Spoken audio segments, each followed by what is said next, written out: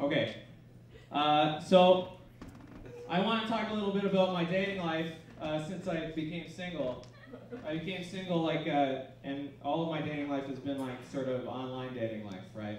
And social media and all that stuff. I became single like about a year ago, and previous to that I was married,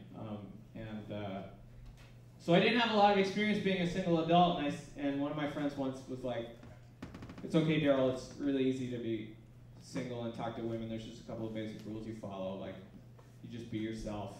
That's rule 1. And I'm like, that's fine. What's rule 2? And they're like, well, don't come off like you're desperate for companionship or to have sex. And I was like, well, you just told me to be myself. So these rules are already bullshit. So I have I ran straight to the online dating platforms. Like I have an OkCupid and I have a Tinder. OkCupid is normal to me. It's just like you make a profile and I don't understand Tinder though. Like I don't understand it. Like whenever I use Tinder I feel like some kind of weird king. Like send me all the photos of single women 24 to 42 within a 5-kilometer radius. I'm ready to take a mate. Like, it's so stupid.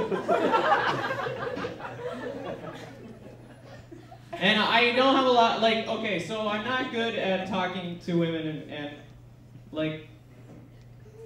plus I'm not attractive, so. Oh, I know.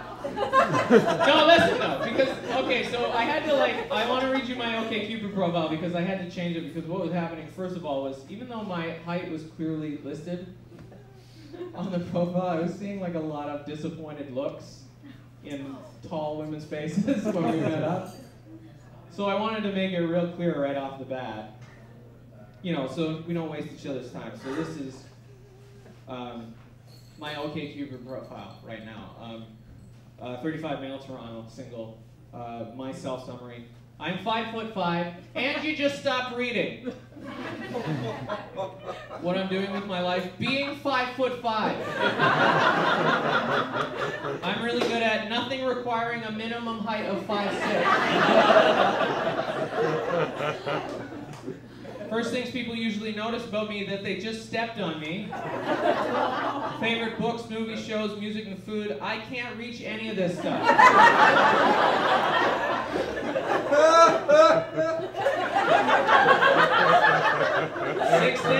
Six things I can never do without: stools, booster seats, phone books, high chairs, my clamoring skills, and my asthma medication.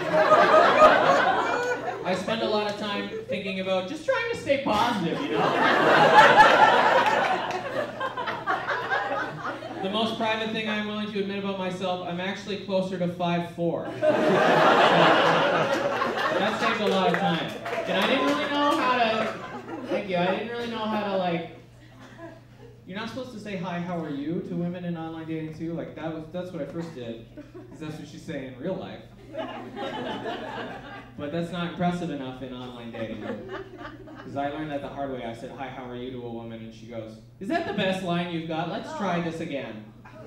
And I said, can I borrow $500 for my adult acne medication? Then I said, where do you get your wigs? They're lovely. And she didn't write back. So then I read on a website that what you're supposed to do is you're supposed to read the woman's profile and then show in the message that you read it. So I did that, right? I started doing that, and it didn't help either. Like one time, I read this girl's profile and then I wrote her and I said, hey, I think it's really great that you're studying to be a naturopath, and I also enjoy drinking craft beers and shopping at thrift stores. Anyways, I liked reading your profile and I hope you write me back.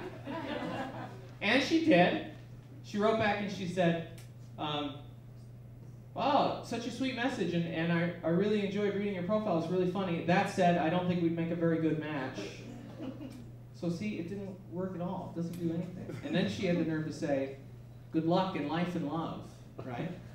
So I wrote back, this is Darryl's father. Darryl passed away this morning.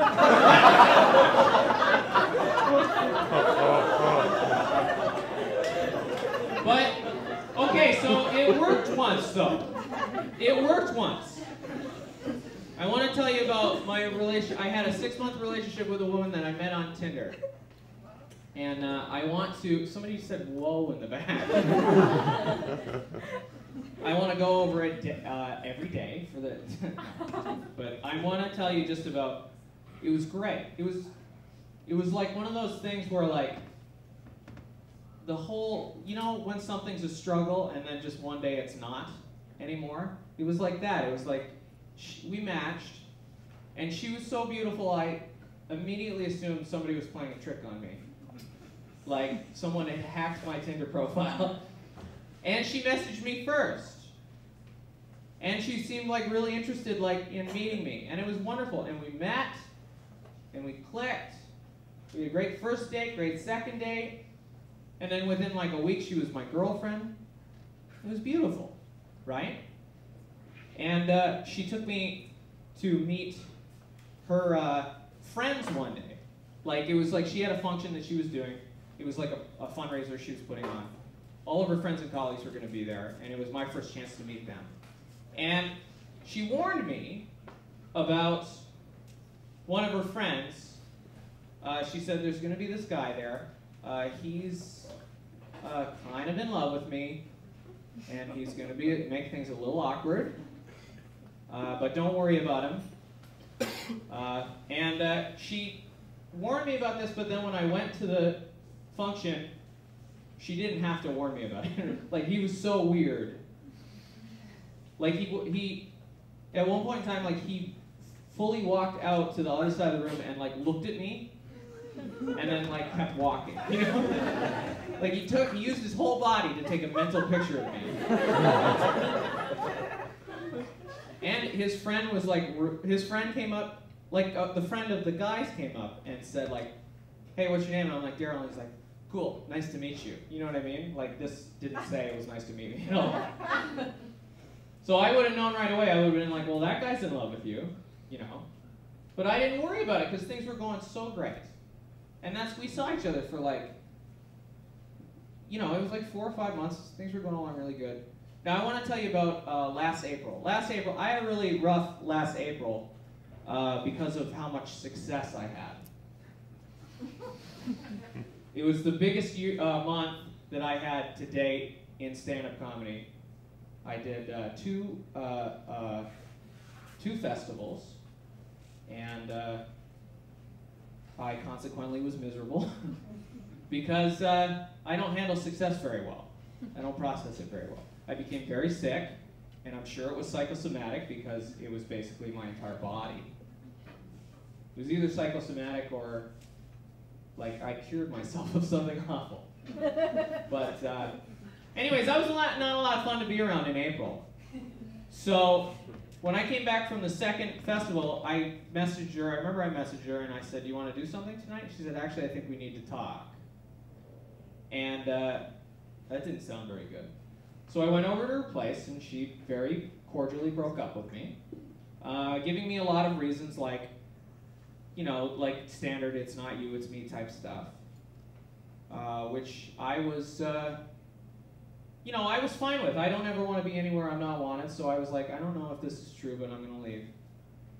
But I really wanted to believe it was true, because she really made herself out to be good, you know what I mean? Like, she was like, look, I really like you, but I need to be alone for a while. Fine, fair enough, you know. Now, I want to say about technology, like, you know, like when you break up with somebody, you know how like sometimes you delete them off of your social media and sometimes you don't? Mm-hmm. I didn't because I really wanted to sort of hold out a little hope for this relationship. And about 3 weeks after she broke up with me and said she wanted to be like alone for a while, there was a picture on my Instagram of her with her arms around the guy from that story, kissing him on the cheek. And there was a hashtag that said she loved him. So, and I was like, maybe this is a trick, and I left her up for a couple days, and no, they were definitely a couple and in love. So, I don't have a big punchline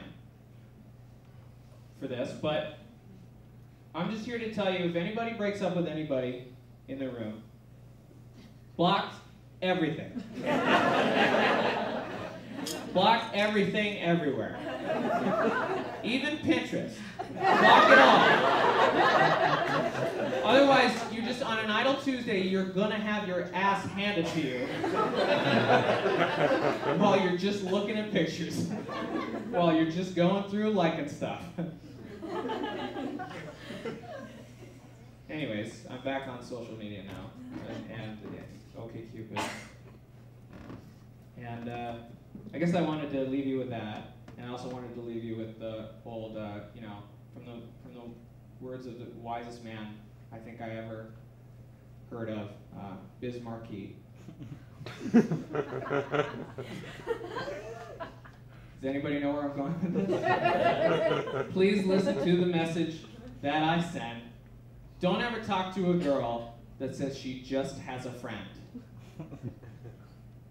My name's Darryl Orr. Thanks very much. Bye.